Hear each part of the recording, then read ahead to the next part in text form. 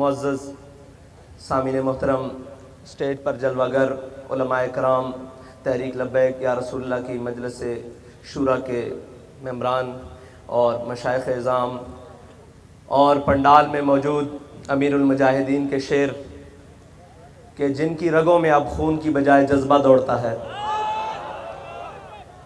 जिनके लहू की हरारत से अब सूरज भी शर्मिंदा शर्मिंदा रहता है। बात उस मकाम पे खड़े होकर करने लगा हूँ जो मेरे अजदाद की ज़मीन है।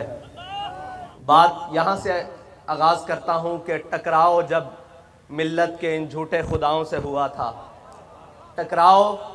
जब मिल्लत के इन झूठे खुदाओं से हुआ था, आगाज़ बगावत मेरे गांव से हुआ था। आगाज़ बगावत मेरे गांव से हुआ था। गौर कीजिएगा कि जब भी कोई पूछेगा कि यार वो बाबा कौन था जो एक व्हील चेयर पे बैठा हुआ था, जिसके दोनों हाथ सिर्फ लब्बैक के लिए उठते थे, जिसके दोनों हाथ सिर्फ ताजदार ख़त्म नबूवत के लिए उठते थे, वो बाबा कौन था जिसके हाथ में ना खंजर था, ना तलवार थी, ना डंडा था, ना कलेशन थी, ना कोई हथियार था। तारीख के औरात पलटने वाला ढूंढेगा कि ये बाबा कौन था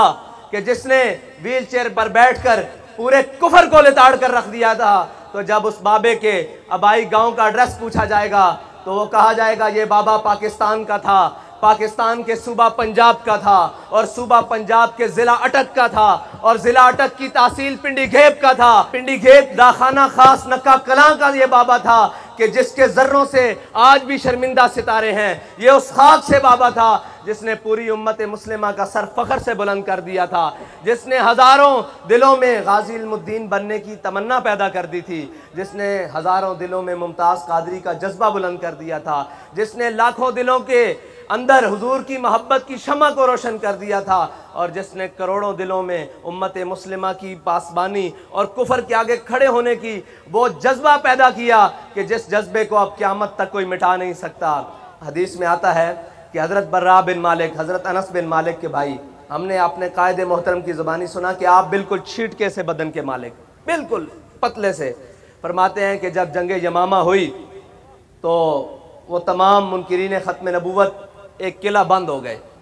और बड़ा मजबूत किला था, जो करीब जाता ऊपर से आग फेंकते शीशा पिघला के फेंकते और जनाब तीर मारते, शहीद हो जाते। हज़रत बर्रा बिन मालिक आए और आपने सहाबा से अर्ज़ की,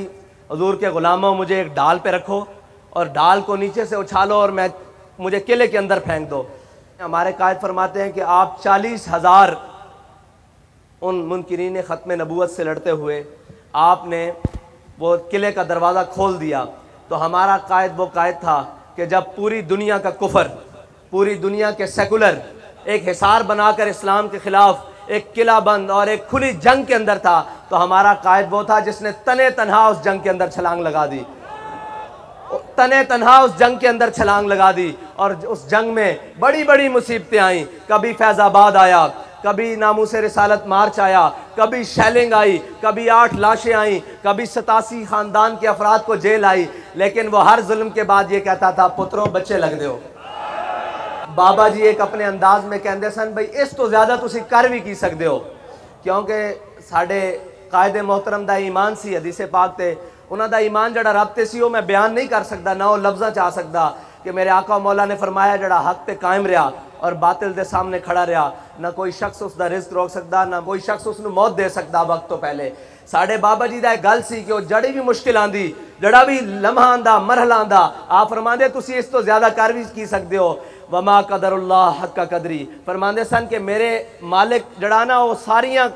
कुदरत रखदा, और फरमांदे सन व मकरू व मकर अल्लाह वल्लाहु खैरुल माकिरीन। फरमांदे सन जितनी झूठियां तदबीरां कर लवो, मेरा रब एक दिन इस्लाम नू गालिब ले आएगा, और उन्हां दी ज़बान और उन्हां दे अल्फाज निकले हुए इंशाअल्लाह मैनू यकीन है, बल्कि सानू सब नू यकीन है कि इंशाअल्लाह वो जल्द वक्त आएगा कि जिस दिन पाकिस्तान दे अंदर, पूरी दुनिया दे अंदर इस्लाम दा झंडा बुलंद होएगा और उम्मत मुस्लिमा सुरखरू होएगी और पाकिस्तान उसकी क़यादत करेगा इंशाअल्लाह। वो वक्त दूर नहीं।